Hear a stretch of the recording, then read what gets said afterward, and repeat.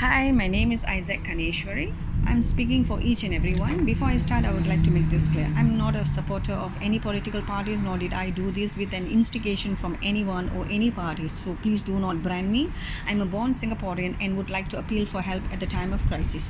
I'm your voice too. Many of us have voice but dare not open our mouth. I'm a middle class person with my own issues. If you belong to the same category, please spread this voice on your own behalf too, because I'm going to speak for you too.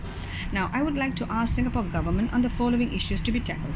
If we are not affected by COVID-19, I doubt this voice message would even have been made. Hence, bear in mind that this message is delivered just because of many of us are affected. I'm damn sure that government knows who are the rich people here, so kindly do not segregate us by the house size we live in. And I know a family who lives in a jumbo flat which was bought 20 years ago, and the entire family is living hand to mouth now.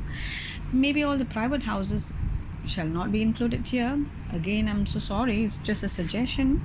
My main reason why I even started this message is to seek attention for the industry which have been very badly hit by the COVID-19.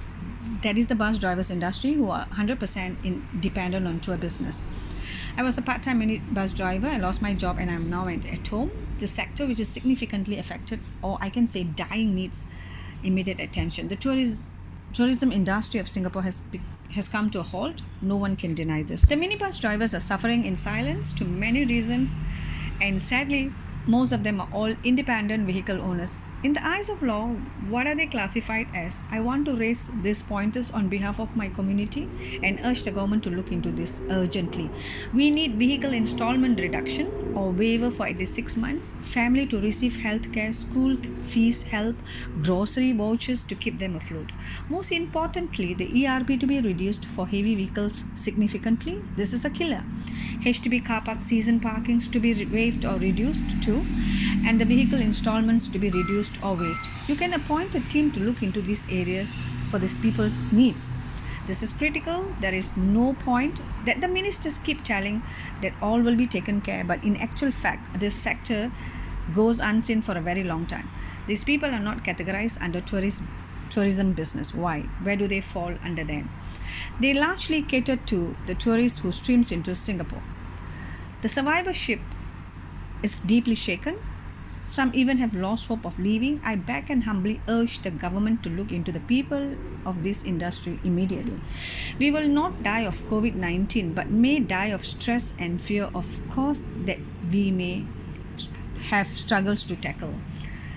We want a representative to be appointed to see what our needs are. We do not wish to wait anymore. We have been waiting for the past 2 months ever since foreigners stopped coming in.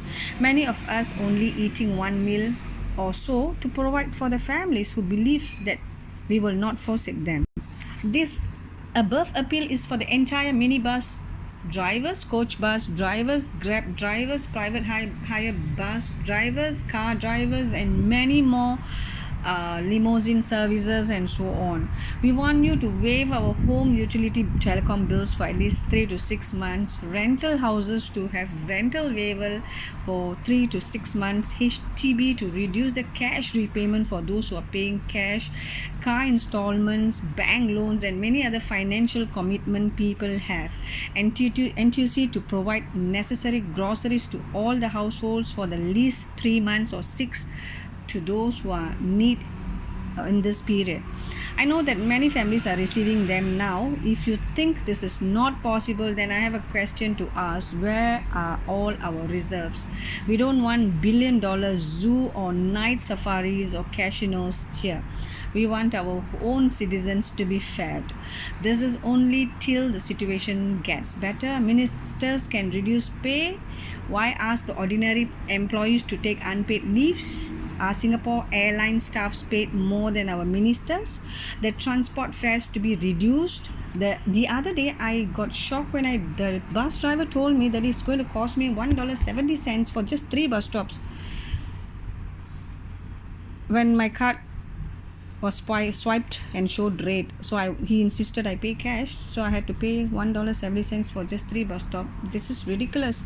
Please reduce the ERP charges now or absorb it. We have paid so much of taxes. Hey, so what we have charged card, we are still charged exorbitantly when we go for dental. I wonder what people do with real problems and they dare not go to clinics when they are in real pain. I speak my experience in here. No Medisafe is allowed to be used. Why give the money for kids to enjoy after our death? I want to use my own hard-earned money when I'm unwell. Can't you see that this has crippled all our lives? Even at the time of real need, let us use our Medisafe, man, for the dental care. I'm not here spreading hatred on government. I'm begging and appealing on behalf of all the Singaporeans, regardless of race and language or religion we belong to. Release our Medisafes for dental care, regardless of the treatment we want to go for. Why should one live with the pain when I can afford with my money? I'm not asking for CPF, man. I'm only referring to Medisafe to be used for dental. SMEs to have some kind of grants to keep their business afloat. All the grants available are mostly not efficient for many SME owners here. Be fair-minded to all the SME owners, isn't it? I hope that this appeal reaches the ministers to act in accordance.